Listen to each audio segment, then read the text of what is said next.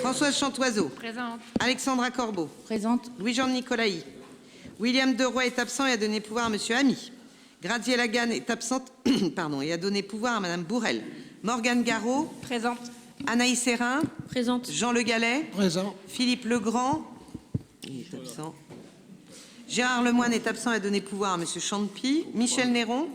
Pascal Renoux. Oui. Jean-Paul Tricot. Annie Bouteloup. Présente. Monica Breton est absente et a donné pouvoir à Monsieur Frison.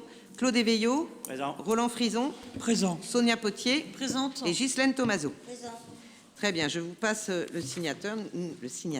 Nous avons le quorum. Nous avons besoin d'un ou d'une secrétaire de séance. Le dernier, c'était Philippe.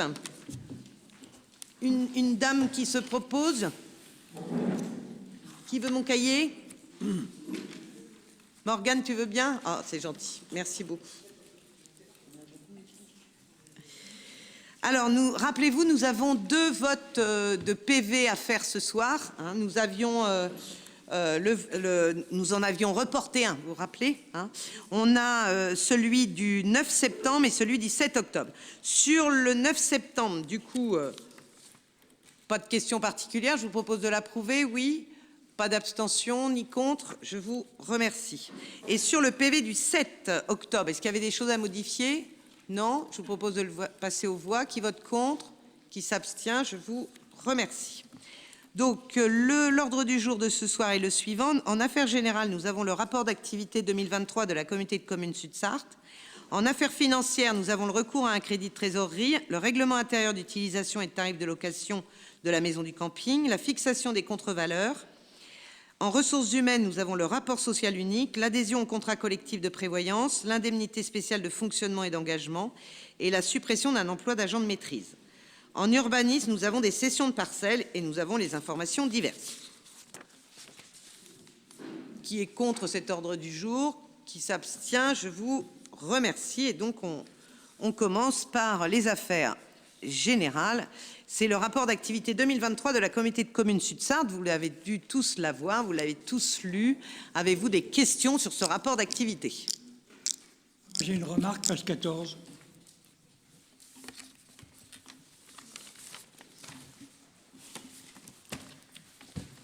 Les actions majeures pour le développement touristique. Attendez, j'arrive. Camping de la plage, les Oui. villages de chalets, la base de loisirs, la piscine intercommunale. Ça nous sert vachement, ça. Alors, ce sont les actions majeures sur les sites intercommunaux, pas sur les sites communaux. Voilà. Je sais bien, mais c'est le problème, quoi. C'est le problème d'avoir un camping qui soit intercommunal, alors que tous les autres sont communaux, quoi. J'entends. Mais c'est l'histoire. Avez-vous d'autres questions? Pardon, Oui. il y a Lucier Projet qui est communal encore. Lucier Projet est communal encore. Maillet aussi, oui. Bien, bah écoutez, je crois qu'il y a un vote sur... non, il n'y a pas un vote, c'est à titre d'information. Il n'y a pas de vote particulièrement. Donc on a pris en tout cas connaissance de ce rapport d'activité 2023. En affaires financières, je vous propose ce soir de valider une ligne de trésorerie en lien avec 3 subventions qui devaient être versées en 2024 et qui ne seront pas versées avant la clôture de l'exercice. Ce sont la subvention qui traîne depuis très longtemps, qui est la DETR pour les bâtiments industriels d'une valeur de 180 000 €. Les services de l'État sont très en retard et donc n'ont toujours pas versé. Ainsi que 185, ainsi que la subvention du département et de la région pour les travaux de la rue du Bœuf, qui est de 183 716. Nous avons eu donc la confirmation que ce serait versé en début d'année, mais non pas en fin d'année. Donc c'est pas sur le même exercice. Donc on vous propose de faire une ligne de trésorerie, c'est-à-dire qu'en fait on ouvre le crédit aujourd'hui sur l'investissement et quand on aura la subvention en début d'année, on rembourse la ligne de trésorerie. Voilà. Donc c'est une avance en fait pour pouvoir assumer ses coûts. Avez-vous des questions? Donc c'est l'agence France Locale qui le propose. Vous avez normalement tous les détails. Et donc on est désolé parce que on n'a pas pu le présenter. On a eu les réponses de l'État avant de pouvoir faire une commission finance pour pouvoir aborder ce sujet-là en commission finance. Donc on l'a envoyé par mail à la commission finance, je crois. Voilà. À faire 2, moi j'ai convention d'entretien de financement. Redites-moi ce que vous dites. Convention d'entretien de financement. C'est pas sur le bon ? C'est pas la bonne page, Monsieur le Président. C'est pas ah, c'est sur le compte rendu. Ah, non, il faut prendre le conducteur, Monsieur le Président. Alzheimer me guette. Bon. Donc, s'il n'y a pas de questions, je vous propose de le passer aux voix. Qui vote contre? Qui s'abstient? Je vous remercie. Oui, non, mais... Alors, on a un point sur le règlement intérieur d'utilisation et de tarifs de la maison du camping. Je vous rappelle que c'est une belle maison qui vient d'être rénovée, inaugurée. Nous avons d'ailleurs, Philippe, invité beaucoup d'entreprises lors d'une soirée où nous avons eu des contacts très intéressants. On y reviendra dans les informations que j'ai prévues. Et donc, ce que je vous propose aujourd'hui, c'est de valider, comme c'est une nouvelle salle, il faut valider les tarifs et le règlement intérieur de cette salle. On vous propose donc les tarifs que vous avez là. Ce sont des... Je rappelle que sur cette maison du camping est louable en dehors de la saison du camping, puisqu'elle est dédiée au camping lorsque le camping est ouvert. Mais lorsque le camping est fermé, l'objectif pour nous, c'est de pouvoir la louer à des entreprises, puisque c'est une salle aujourd'hui qui est très bien isolée, qui est numériquement câblée. On a du vidéoprojecteur, de l'écran, etc. C'est vraiment une salle pour séminaire en priorité. Anaïs. Donc, ce qu'on vous propose aujourd'hui, c'est donc les tarifs. On est à 300 € la journée, y compris avec le ménage. On est à 200 € la demi-journée. Donc, quand on parle d'une journée, ça s'étend de 8h à 18h. Ou sinon, en demi-journée, ça peut être le matin ou l'après-midi. On a une caution de dégradation de bâtiments ou de matériel, parce qu'on a quand même du très beau matériel à l'intérieur qui est à 800 €. Et on peut avoir des options supplémentaires. On peut, comme ce sont des séminaires, l'objectif c'est d'avoir des entreprises. On peut proposer le café d'accueil, amélioré ou simple, des pauses sucrées. On peut aussi fournir l'eau, évidemment, pour les personnes qui sont formées ou qui sont en réunion. Voilà. Et donc, on a fait aussi un règlement intérieur.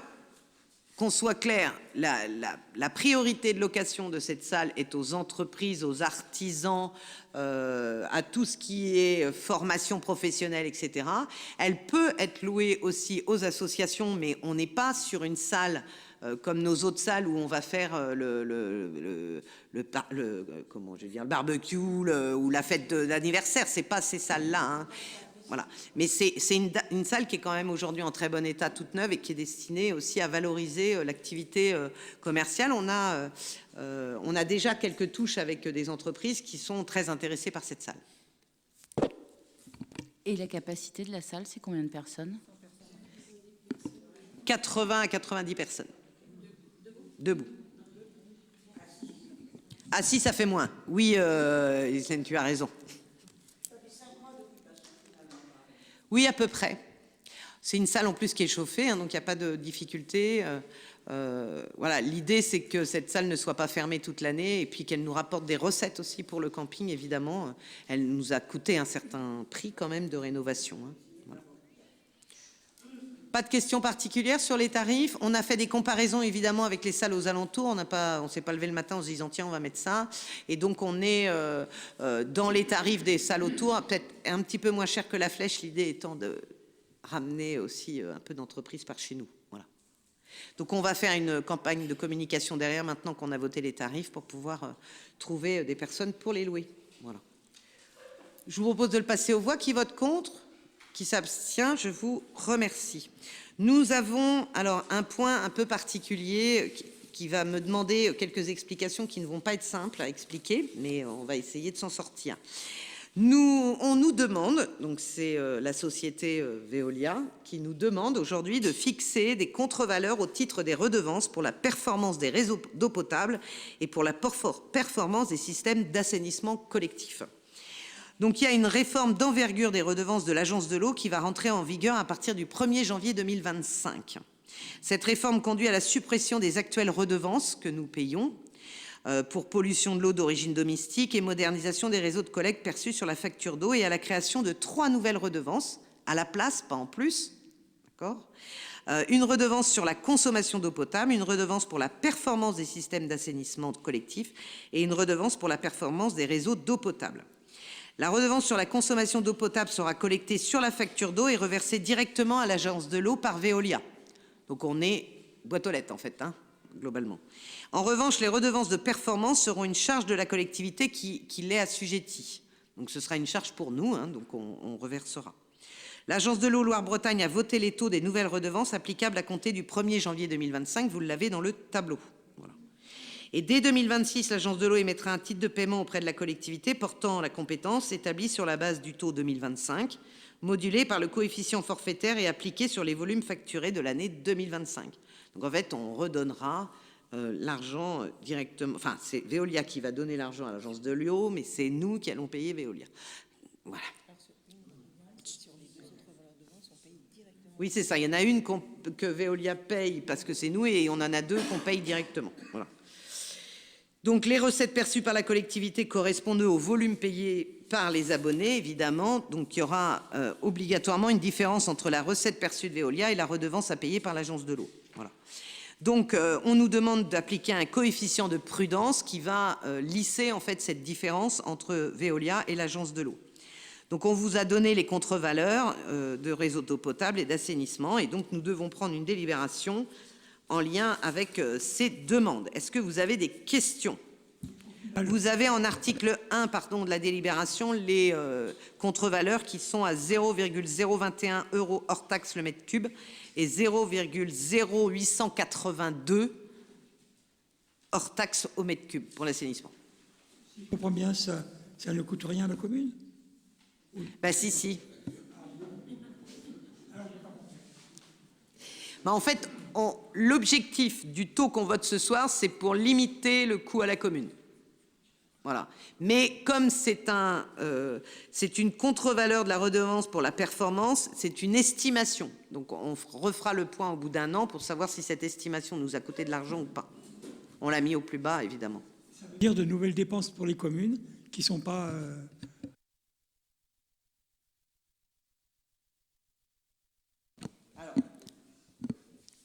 Alors, en fait, aujourd'hui, la redevance est prélevée par Veolia et Veolia paye à l'Agence de l'eau.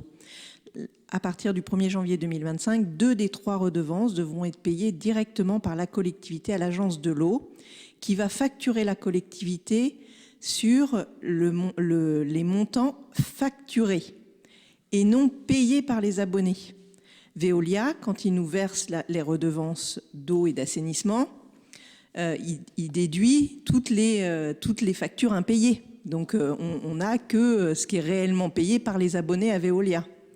Or, là, l'Agence de l'eau va facturer sur le montant, sur toutes les factures. Donc même les impayés, ce sera pour la mairie. Voilà. Il faudra que la collectivité paye sur la globalité de ce qui aura été facturé aux abonnés, sur 2 des 3 redevances.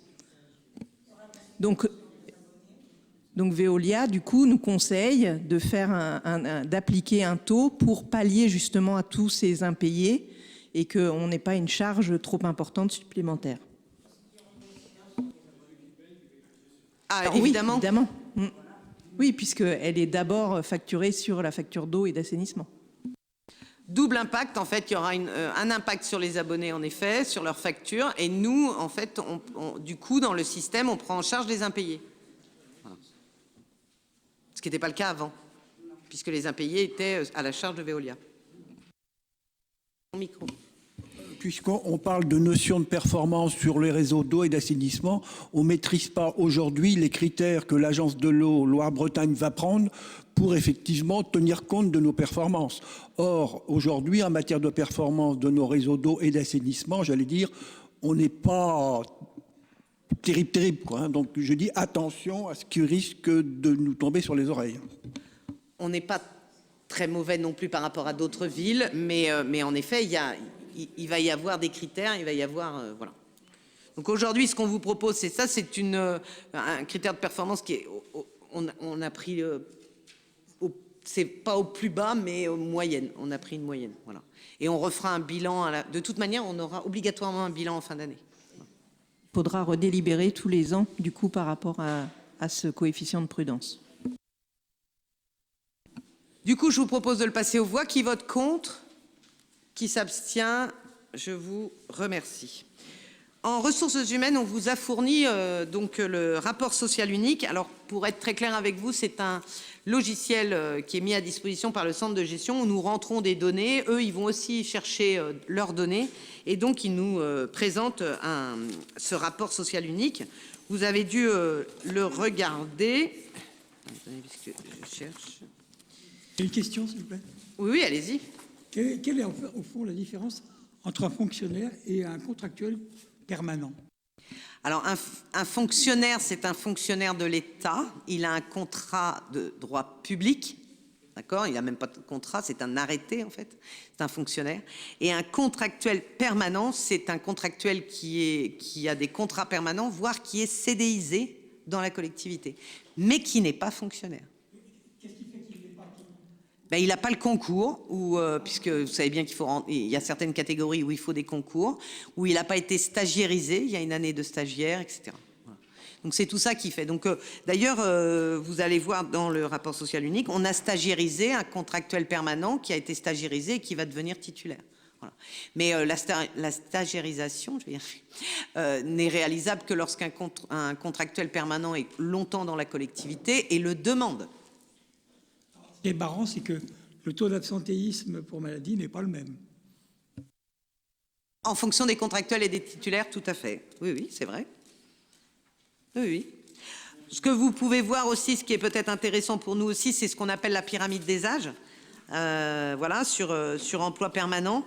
Vous voyez, les fonctionnaires ont un âge moyen de 48-37. Nos contractuels permanents sont à 39-77. Et l'ensemble, ça fait 46-87. Donc on est quand même sur une moyenne d'âge assez haute, néanmoins, mais on les a rajeunis par rapport aux autres années, puisqu'on a des jeunes qui sont arrivés dans la collectivité. On a 2 agents en disponibilité, donc ces agents-là, ils ont toujours un poste dans la commune. Ces postes ne peuvent pas être supprimés, mais ils ne sont pas dans la commune. D'accord, il faut que vous le compreniez aussi. C'est-à-dire que ce sont des personnes qui sont dans les effectifs de la commune, mais qui sont physiquement pas là et qu'on ne peut remplacer que par des contractuels, puisqu'ils sont toujours titulaires de leur poste. Ils sont sur d'autres missions, dans d'autres collectivités, où ils peuvent être dans le privé, ça peut être une création d'emploi, ils demandent un an de disponibilité, etc. Voilà. Bon, la disponibilité, ils n'ont pas de salaire, rien, hein, c'est... voilà. Mais ils font toujours partie quand même de nos... Voilà. Est-ce que vous aviez d'autres questions sur ce RSU? On a 7 travailleurs handicapés employés sur emploi permanent sur la collectivité. On en a 2 sur emploi non permanent et 5 fonctionnaires. Voilà. On a eu 3 accidents de travail, c'est important de le dire quand même, sur 71 agents dans l'année. C'est pas énorme. Mais ça reste des accidents de travail, il faut éviter le maximum. Donc on a un agent de prévention qui est là d'ailleurs pour essayer d'aider les agents à mettre tout en œuvre pour ne pas avoir d'accident de travail. Voilà ce que je pourrais. Et puis vous avez évidemment le budget de fonctionnement de notre masse salariale. Voilà. C'est pas un vote. Donc, je vous propose de passer aux voix ce RSU, si vous n'avez pas d'autres questions. Qui vote contre? Qui s'abstient? Je vous remercie. Nous avons ensuite une adhésion au contrat collectif de prévoyance proposé par le centre de gestion de la Sarthe. Donc, nous devons avoir une couverture de prévoyance de qualité aux agents à partir du 1er janvier 2025. C'est une obligation légale. Le 26 février, après avis du CST en date du 25 janvier 2024, on a donné mandat au centre de gestion, rappelez-vous, pour le groupement de commandes. Donc, il a engagé un processus de négociation qui a abouti. Il a lancé une consultation. Pardon. Et donc, pour pouvoir adhérer définitivement à ce dispositif, donc on doit choisir un niveau de couverture à adhésion obligatoire et définir la participation en tant qu'employeur. Donc, on vous propose un niveau de couverture à 90% des revenus nets des agents et une participation de 50%. Oui, c'est ça, j'ai failli dire des bêtises. Voilà. Donc là, le CST a donné un avis favorable le 24 octobre 2024.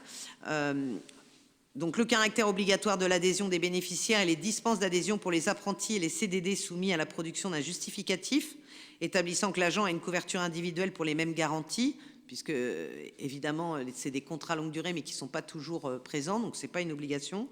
Le choix du régime au regard des niveaux de garantie proposés, les conditions d'ancienneté, il faut quand même 6 mois dans la collectivité pour pouvoir avoir ce contrat de prévoyance, et puis les taux de cotisation et la répartition des cotisations entre les bénéficiaires et l'employeur. Vous avez la délibération qui suit, et donc je vous demande donc d'accepter de signer la convention de participation, de souscrire la garantie de base, de participer évidemment financièrement à la cotisation des agents à hauteur de 50% et d'autoriser la dispense d'affiliation au bénéfice des apprentis. Avez-vous des questions sur ce contrat de prévoyance? C'est une obligation à partir du 1er janvier.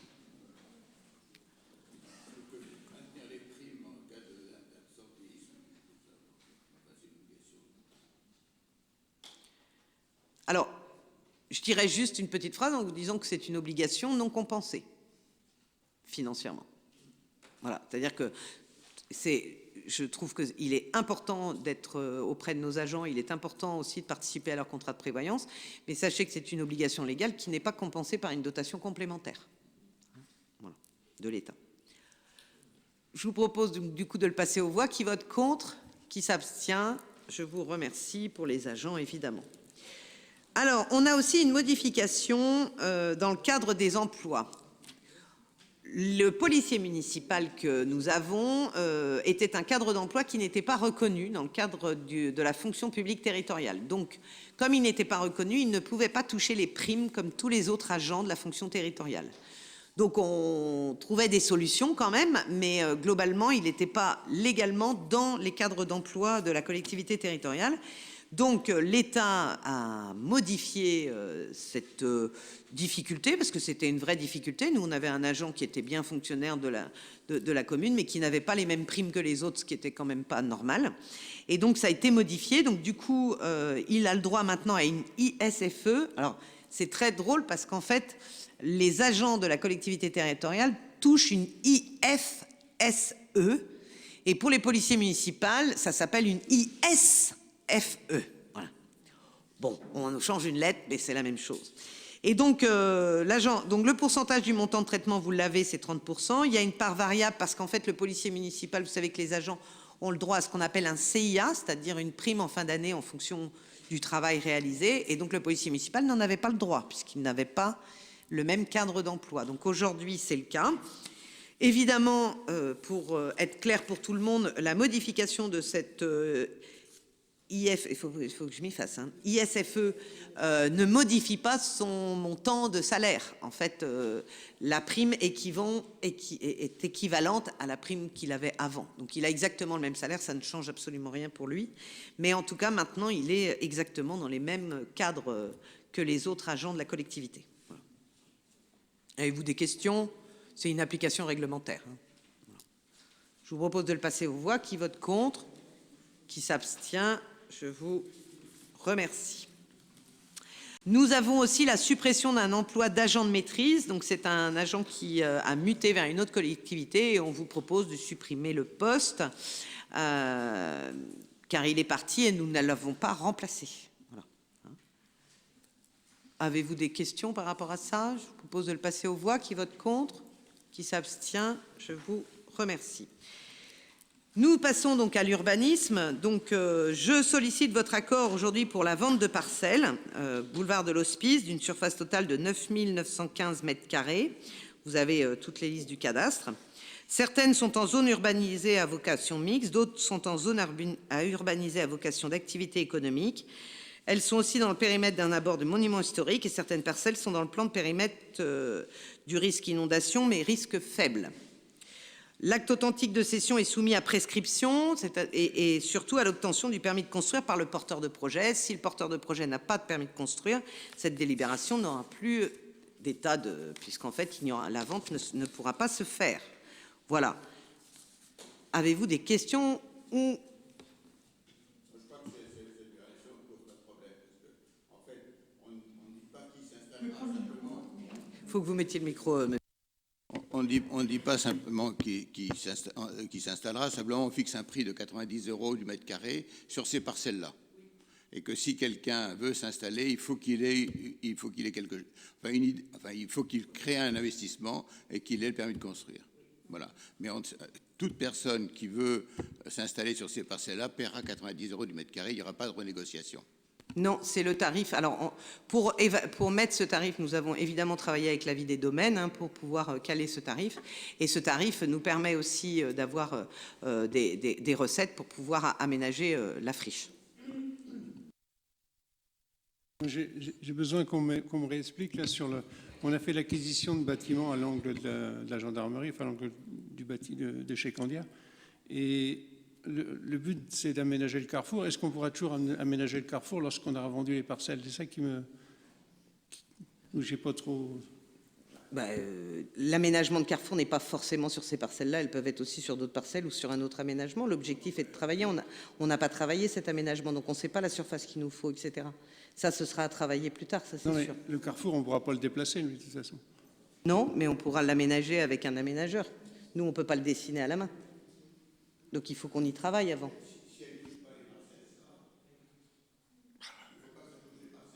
C'est ce que je disais tout à l'heure.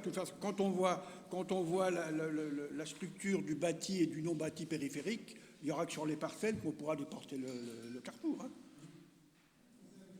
C'est ce que je disais tout à l'heure. Hein. Enfin, normalement, là, c'est pas une session définitive, Béatrice. Hein. Donc, d'ici là, on peut, voilà. Que ce soit bloquant, quoi, pour le carrefour.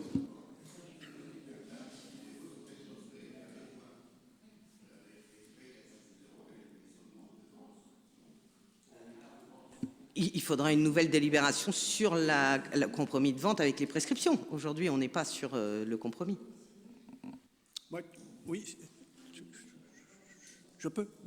Oui, je partage l'avis de Louis-Jean, mais malgré tout, je ne suis pas d'accord sur l'identification du porteur de projet. Donc, je ne voterai pas pour. Est-ce qu'il y a d'autres questions? En sachant qu'on n'a pas l'identification du porteur de projet, mais oui, j'entends. Bon, écoutez, je vous propose de passer aux voix et puis de toute manière, voilà, l'idée c'est de continuer d'avancer et de vous tenir informés au fur et à mesure. Qui est contre? Donc Michel Néron, Fabienne, c'est bon? Qui s'abstient? Alors, Monsieur Bencachou, Madame Bouteloup, attendez, il faut que je... Monsieur Éveillot, vous pouvez baisser à chaque fois la main au fur et à mesure. Madame Tomaso, Monsieur Frison, Madame Breton, Madame Potier, Monsieur Tricot. C'est bon? Tous les bras sont baissés? Parfait. Je vous remercie. Informations diverses. Je voulais... on a eu le rapport d'activité 2023 du service mutualisé d'autorisation du droit des sols du pays fléchois, comme Sud-Sarthe et Loire-Lucé-Versée. Il y a une réunion qui va être préparée d'ailleurs pour les élus pour présenter l'ensemble de leur activité. Donc ça, ce sont toutes les autorisations d'urbanisme. Sachez que la communauté de communes Sud-Sarthe a suivi notre demande concernant l'exonération de la CFE dans le cadre du classement, vous savez, ZRR qui est devenu FRR. Donc il y a bien eu un vote en conseil communautaire, ce qui permet aux entreprises qui s'installent sur la ville du Lude d'avoir des exonérations de CFE. Pendant 5 ans, tout à fait. Voilà. Et du coup, je passe la parole aux adjoints pour l'information des commissions. Monsieur Ami.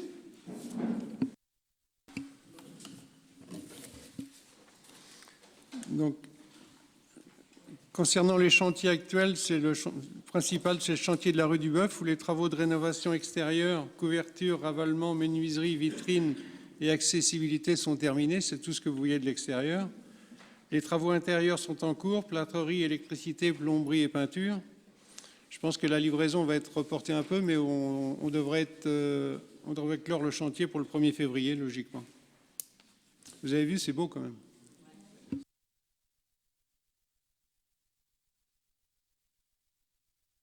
Merci, Monsieur Ami. Je vous propose... Monsieur Delaunay. Alors, comme promis le mois dernier, je vais juste vous faire apporter le bilan de la saison touristique à fin octobre, un bilan financier et un bilan de fréquentation. Donc, la recette au mois d'octobre, fin octobre en 2024, s'annonce à 162 995 pour une recette en 2023 de 167 402. C'est-à-dire qu'on a une perte de 4 407, soit à moins 3%.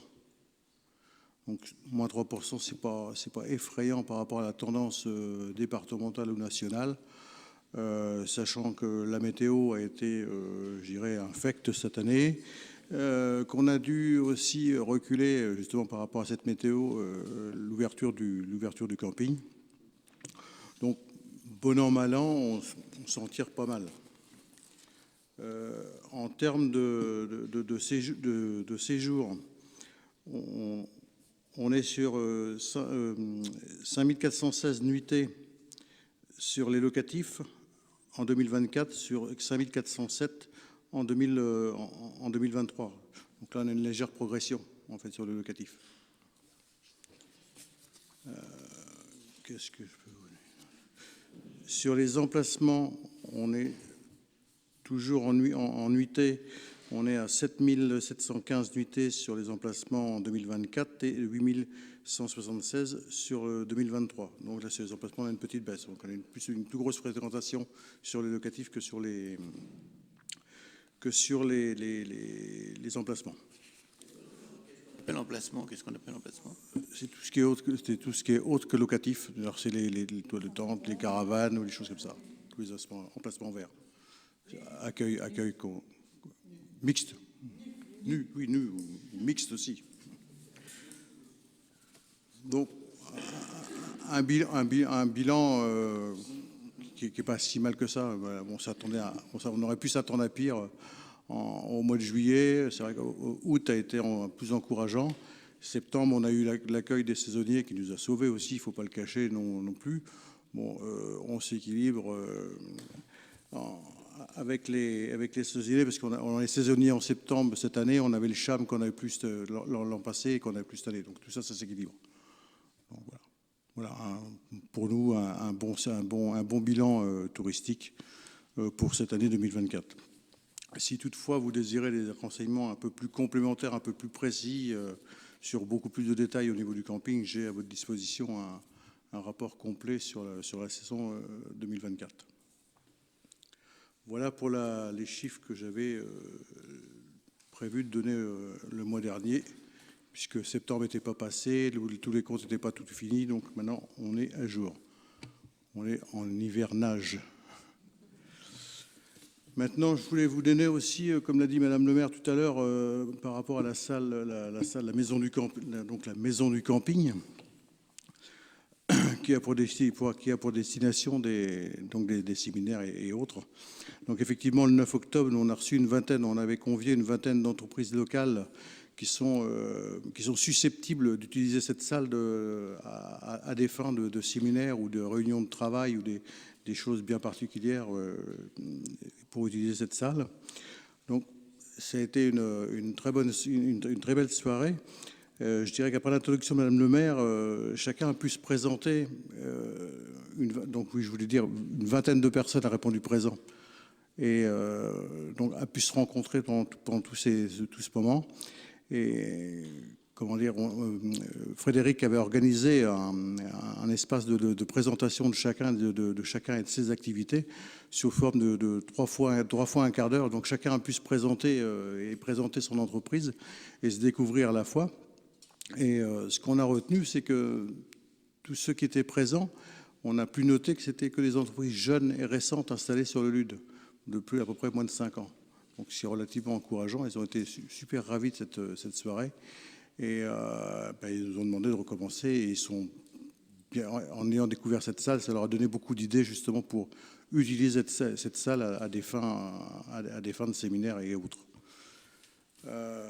Concernant cette petite soirée qui s'est bien déroulée, elle a eu un faible coût parce que tout ça s'est terminé bien sûr avec un petit coup de produits locaux, à commencer par un verre de Janière et puis un verre de jus de pomme, et puis quelques petits toasts de produits locaux toujours, qui ont été fort appréciés et qui ont, grâce à la participation et des caves Lelay qui nous ont offert le Janière, cette soirée, ce petit pot d'accueil est revenu à peine une 60aine d'euros. Donc on s'en sort pas trop mal. Donc voilà, maintenant c'est affaire à renouveler. On va recommencer cette initiative bientôt. Est-ce que Madame le maire a quelque chose à rajouter sur cette soirée? Juste, on a eu la joie aussi de rencontrer une nouvelle personne qui s'est installée sur le Lude avec une nouvelle activité. Alors c'est quelqu'un qui est une ludoise, mais qui a une nouvelle activité de conciergerie. Et donc c'est quelqu'un qui est là pour vous aider, tout particulier qui souhaite louer pour les vacances, aux vacanciers, etc., une chambre, un appartement. Elle s'occupe de pouvoir mettre en ligne vos annonces. Elle fait aussi le ménage. Elle accueille les locataires. Bref, c'est une nouvelle activité sur le Lude de conciergerie. Aujourd'hui, elle s'occupe déjà de 2 ou 3 logements. Et donc, elle est à votre disposition. Si vous avez besoin de son nom et son adresse, nous, on a tout ce qu'il faut. Et donc, on était très contente de la rencontrer, puisque moi, j'en avais entendu parler, mais je ne savais pas qui c'était, et c'était l'occasion d'échanger avec elle. Donc justement, pour cette dame, justement, on l'a reçue, je l'ai reçue cet après-midi avec Loïc. Donc, et vous aurez beaucoup plus d'informations sur le prochain Loire-et-Berconne, puisque on aura son portrait que Jonathan nous fera dans quelques semaines et toute sa présentation. Et voilà, vous aurez beaucoup plus de détails sur elle. Et donc, pour finir, aujourd'hui, cette personne, elle exerce sur le coworking du Lude. Parfait, merci beaucoup. Madame Petit. Alors moi, c'est un petit retour, mais qui était du mois de septembre, parce qu'au dernier conseil municipal, j'étais absente. Je voulais faire un petit retour quand même par rapport à la résidence Autonomie des Lilas, où on avait fait la porte ouverte le 14 septembre, qui a rencontré un franc succès. Franchement, c'était super. Une 50aine de personnes, on a quand même eu dans la journée qui est passée, enfin dans la matinée, qui est passée nous voir, qui a pu visiter des logements. Donc c'était plutôt une bonne ambiance, et je profite en même temps pour remercier les prestataires qui étaient présents. Donc on avait Prestalliance qui nous a offert pour l'occasion tous les amuse-bouches, donc les petits sucrés salés. Donc Prestalliance, c'est tout ce qui est portage de repas. On avait également Présence Verte, donc pour les téléassistances, au cas où que les personnes chutent, ils étaient présents. L'APEF aussi, qui était le service à la personne.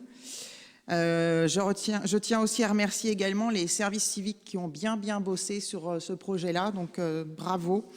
La maîtresse de maison, donc Anita également, ainsi que les résidents de leur présence et ceux qui ont fait visiter leur logement. C'était vraiment sympathique. On avait les dames qui attendaient en bas, les visiteurs, et qui disaient « Allez, venez, je vais vous faire visiter nos logements ». Donc c'était plutôt sympa. Et du coup, depuis, on a quand même pas mal d'appels pour pouvoir aller à la résidence. Sauf que la résidence est trop petite maintenant, parce que on a une liste d'attente de 8 personnes. Donc voilà. Donc à chaque fois qu'il y a un logement qui se libère, c'est bien, mais il n'y en a pas assez. Donc voilà. Voilà pour moi. Merci. Ça prouve que quand on fait voir et qu'on met en valeur nos biens, ça encourage à les utiliser, en fait. Ça va venir. Il y aura plus de place bientôt. Monsieur Le Gallais. Donc je vais vous parler du cinéma. Pour commencer, malgré tous les problèmes techniques que nous avons rencontrés dans notre salle de Ronsard, tout ce qui avait été programmé a pu être réalisé tant sur le plan cinéma que théâtral. Je voudrais dire un grand merci aux agents des services techniques, ainsi qu'à nos agents du Ronsard et aux régisseurs. Et nous n'avons pas pu projeter qu'un seul des films qui était prévu le 15 octobre. Les films qui ont suivi, qui s'appellent le festival Graines d'Images du Niort, ont accueilli 510 spectateurs, petits et grands, pour 24 films, du 21 au 31 octobre, avec 3 projections chaque jour. On peut être satisfait car nous avons eu une fréquentation plus importante que les années précédentes, avec sensiblement le même nombre de projections. Nous avons donc accueilli 856 spectateurs. Nos jeunes du CMJ ont été consultés pour le choix des films qu'ils souhaitaient voir projetés lors des vacances de Noël. Ces films sont sur les dépliants des films de novembre et décembre, qui est celui incorporé dans le Loire-et-Marconne, et vous verrez apparaître à côté de ces films le logo du conseil municipal jeune. Culturel, le micro-festival Faune du 5 juillet au 26 septembre a été très apprécié des petits et des grands et le bilan est positif. Pour les événements à venir, nous avons le film gratuit pour Noël qui sera projeté le dimanche 15 décembre à 15h avec le film Bambi, l'histoire d'une vie dans les bois racontée par Mylène Farmer. Actuellement, à la bibliothèque, nous avons une exposition qui s'appelle « Observons les oiseaux » jusqu'au 19 décembre. Les soirées-jeux également, les 22 novembre et 13 décembre au bar culturel. Un spectacle de Noël le vendredi 20 décembre à 18h, les babioles de Noël de la compagnie Ose Étoile sur réservation et gratuit. Le programme complet de la microfolie pour les mois de novembre et décembre est disponible également à Ronsard, dans les points d'information habituels, ainsi que dans le Loir et Marconne. Je parle aussi du marché de Noël le 24 novembre, au cours duquel nous mettrons en vente des affiches de cinéma à Ronsard. Au niveau anciens combattants, la commémoration de l'armistice du 11 novembre 1918 se déroulera à la fois au Lude et à Dissay-sous-Lude le 11 novembre 2024. Au Lude, avec un rassemblement devant le vieux cimetière, place des VR CNTF, à 9h45, suivi d'une cérémonie au monument aux morts du cimetière. Par contre, il n'est plus possible de défiler depuis le cimetière vers la mairie en raison du plan Vigipirate Urgence Attentat activé depuis le 7 mai 2024. Donc un regroupement se fera devant la mairie à 10h20 pour ensuite se rendre en défilé à l'église à 10h30 pour l'office religieux. À 11h30, cérémonie au monument aux morts et 12h, fin d'honneur aux mairies. À Dissay-sous-Lude, rassemblement au monument aux morts à 11h15 avec cérémonie à 11h30 et une visite au cimetière pour fleurir les tombes des morts pour la France. 12h30, le vin d'honneur à la salle des fêtes, suivi d'un repas des anciens combattants au restaurant de la Marconne. Autre cérémonie, le 7 décembre, qui est un samedi d'ailleurs, alors qu'aujourd'hui, un message est parti avec le dimanche 7 décembre, qui n'est pas le bon jour. Donc le samedi 7 décembre, la cérémonie cantonale, ancien canton du Lude, pour la journée nationale d'hommage aux morts pour la France durant la guerre d'Algérie et les combats du Maroc et de la Tunisie, qui se déroulera selon le programme suivant. 9h45, rassemblement dans la salle des fêtes de Dissay. 10h, messe en l'église Saint-Martin de Vertou de Dissay. Défilé vers le monument aux morts. 11h30, cérémonie au monument aux morts, suivie d'un vin d'honneur offert par la municipalité commune nouvelle, ainsi que d'un banquet à la salle des fêtes de Dissay. Alors, un autre point, le SNU, le Service national universel. Monsieur Frédéric Laurent, président de la société Vivax et Vonaval, qui organise des accueils de groupe à Vonaval, nous a contactés pour nous informer qu'environ 55 jeunes SNU seront accueillis à Vonaval du 18 au 29 novembre. Ces jeunes ont choisi comme coloration de leur séjour mémoire et défense, avec également un chantier concernant des actions sociales. Rosemarie Ledru et moi-même avons rencontré Madame et Monsieur Laurent et avons défini avec eux un plan d'action en rapport avec la banque alimentaire et établi un document d'explication. Ils pourraient éventuellement participer avec nous à la collecte nationale des 22 et 23 novembre. Pour ce qui est du devoir de mémoire, Alain Hervé, nous les avons rencontrés avec Alain Hervé, et il a organisé en accord avec Madame le maire le programme suivant. Le colonel interviendra à Vonaval auprès des jeunes pour leur expliquer le vendredi 22 novembre ce qu'est le devoir de mémoire, ainsi que le protocole des cérémonies commémoratives qui correspond à des règles précises. Nous organiserons une cérémonie devant le monument aux morts le 26 novembre à 16h avec la participation des anciens combattants et des porte-drapeaux. Les sonneries seront assurées par Pascal Renou. Donc, une cérémonie avec levée des couleurs, dépôt de gerbes. Donc, les jeunes seront en uniforme. Donc, ils souhaitaient venir en défilé depuis Vonaval jusqu'à la mairie, mais c'est impossible compte tenu toujours de la même interdiction du plan Vigipirate. Madame le maire interviendra le 27 novembre pour expliquer le rôle des élus du conseil municipal. Voilà. Merci Jean. Donc pour avoir un petit peu plus de détails, donc en fait le service national universel, vous vous rappelez, ce sont des jeunes volontaires qui ont envie de passer une semaine ou même un peu plus qu'une semaine à découvrir en fait le service national universel. Habituellement, il était organisé plutôt sur les vacances et c'était des organisations de grand nombre. C'est-à-dire qu'on avait plus de 100 enfants qui étaient accueillis. Donc le site de Vaunaval, même à l'époque où il était encore communal, nous étions positionnés pour recevoir le SNU, mais en fait on n'a jamais pu le recevoir puisque plus de 100 on ne pouvait pas. Le site de Vaunaval ne pouvait pas accueillir plus de 100. Et donc là, ils ont fait une deuxième mouture du SNU. Je me tourne vers Louis-Jean parce que c'est vrai que c'est plutôt l'État qui met ça en place, mais ils ont fait une deuxième mouture de SNU où en fait ils sont moins nombreux et ce sont sur des semaines de cours et pas de vacances en fait. Donc ils sont aussi encadrés par des professeurs. Donc là, du coup, comme ils sont moins nombreux et que c'est sur des semaines qui ne sont pas de vacances, Vaunaval pouvait y répondre, puisque sinon, pendant les semaines de vacances, vous savez bien, Vaunaval, ils ont les formations BAFA, ils ont les jeunes sportifs, etc. Donc du coup, monsieur et madame Laurent sont venus nous rencontrer en disant, ben voilà, nous, on aimerait bien se positionner sur le SNU, mais pour pouvoir se positionner sur le SNU, il faut monter un programme d'activité. Donc avec Loïc, nous les avons reçus, on a réfléchi avec eux à la thématique et on trouvait intéressant en effet d'être plutôt sur le devoir de mémoire. Et donc on leur a proposé dans ce cadre-là de faire une cérémonie en effet devant la mairie, de prendre contact avec l'UNC pour travailler avec les anciens combattants, de prendre contact aussi avec la banque alimentaire puisque c'est aussi une action en lien avec le devoir de pouvoir aider les personnes. Et donc on a monté comme ça tout un système. Et j'ai une intervention donc en effet le 27 novembre. Vous avez normalement tous reçu un mail vous demandant si vous souhaitez m'accompagner puisque l'objectif c'est pas le rôle du maire, c'est d'expliquer le rôle d'un élu local dans une collectivité, ce qu'il fait. Donc, si je peux être accompagné d'adjoints, d'élus, minorité, majorité, il n'y a aucun problème. C'est toujours intéressant, je trouve, de transmettre à nos jeunes. Voilà. Ça me remettra dans une position que je n'ai plus depuis quelques années d'enseignante, mais à mon avis, ça va être un moment très agréable. Voilà.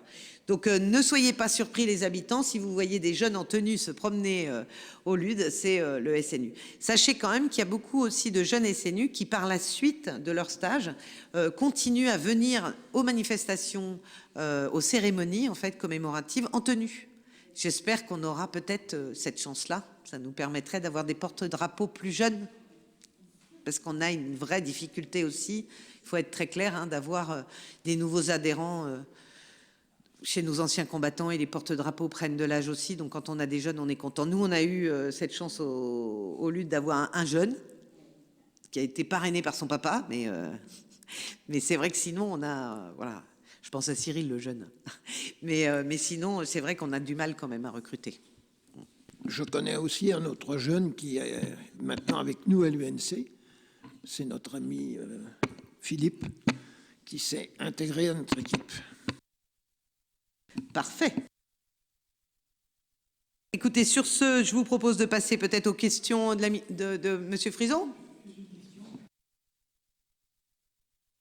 Vous aviez plein de questions. Vous n'en avez plus qu'une, le dentiste. À part qu'il me fait mal aux dents, voilà.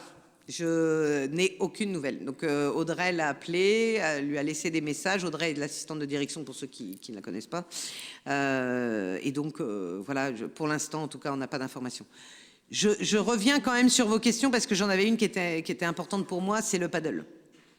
Parce que je vais vous expliquer pourquoi elle est importante pour moi, parce que j'ai une des voisines qui m'écrit tous les jours ou tous les matins.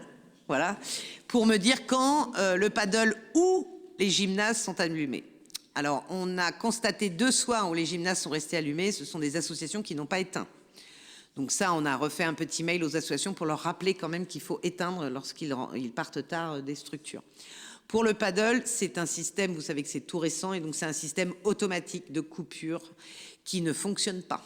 Donc, on a plusieurs nuits, c'est resté allumé. Donc, on a été alerté. Nous avons contacté Pasto, qui est l'entreprise qui a mis en place l'électricité sur le Badel. Et donc, il est intervenu début de semaine pour remodifier l'horloge. En fait, c'est une horloge qui fait éteindre la lumière. Voilà. Bon, donc, depuis l'intervention de Pasto, je n'ai plus de messages sur mon téléphone. J'attends de voir si ça va revenir ou pas. C'est un vrai problème technique parce que c'est la deuxième fois qu'on intervient sur le paddle pour couper l'électricité. Donc je trouvais que c'était important, Monsieur Frison, de répondre à cette question parce que c'est une réalité. Il faut aussi admettre que parfois on a des difficultés techniques et qu'on a bien du mal des fois à s'en sortir. Voilà. Préciser que l'entreprise que vous avez citée, elle a intervenu, mais c'est pas elle qui a installé. C'est dans le marché que l'installation était prévu. Mais elle est intervenue 2 fois, Pasto, donc maintenant elle connaît bien le système, mais il faut quand même qu'on arrive à... Bon, il y a un problème technique, et là je ne vais pas vous donner le détail, mais en tout cas, normalement ça s'éteint automatiquement à 23h, je crois que c'est ça à la fin, c'est ça Laurence. À 23h, normalement il n'y a plus de lumière, et là il s'avère que ça tourne toute la nuit. Hein, donc voilà. Pas d'autres questions du coup, Monsieur Frison ? Très bien, parfait. Bah, écoutez, sur ce... Ah, Monsieur de Nicolet. Oui, moi j'ai une question qui est un petit peu en dehors, c'est sur le transfert de l'eau et l'assainissement. Où est-ce qu'on en est en discussion avec la communauté de communes? Est-ce qu'on va avoir une réflexion ici sur est-ce qu'on transfère ou on ne transfère pas l'eau et l'assainissement à la communauté de communes? Monsieur Ami, vous étiez présent à la conférence des maires sur ce sujet. Il y a des avis partagés, mais effectivement, la Comcom ne renonce pas vraiment à aller vers un transfert de compétences à l'avenir, mais pour l'instant, les études ne sont pas finies. Chaque commune n'a pas, comment on appelle ça, n'a pas de schéma directeur, et pour l'instant, il y a Chez nous, c'est ça qui est en cours. Mais il y a chez pas nous, de c'est Dissay-sous-Lude qui n'a pas de schéma directeur. On en a un au Lude, mais pas à Dissay-sous-Lude. Il y en avait un, il a 22 ans ou 24 ans, je crois, il est à refaire. Non, mais on en a un, c'est la base en fait qui compte. Mais Dissay-sous-Lude en a un, il y a une base, mais elle a juste 22 ans, donc bon, il est temps de peut-être la revoir. Donc l'objectif pour nous, c'est d'avoir des schémas directeurs sur toutes les communes. Donc voilà. Pour l'instant, on en est là. Le cabinet qui a été recruté par la collectivité, il travaillait, donc continue d'y travailler, j'imagine, puisqu'il a été financé. Donc on attend les résultats du cabinet d'études. Voilà. Sur l'ensemble de la compétence eau et assainissement sur l'ensemble des 19 communes. Donc, quand on aura le résultat, derrière, la question se posera de la volonté ou pas des élus du transfert. J'ai un avis là-dessus, mais je ne suis pas sûre que tous les maires souhaitent ce transfert. C'est le cas à la Comcom Sud-Sarthe. Après, personne n'a le même avis. Il y en a qui sont pour, il y en a qui sont contre. Donc, la délibération n'est pas prise encore. Sauf que tu sais bien que pour prendre une compétence, il y a un certain nombre de pourcentages à avoir et que si une commune ou 2 communes refusent, la compétence ne peut pas être prise. Ce que vous voulez dire, c'est sur le Premier ministre qui a remis en cause la date du 1er janvier 2025. C'est ça que vous voulez venir?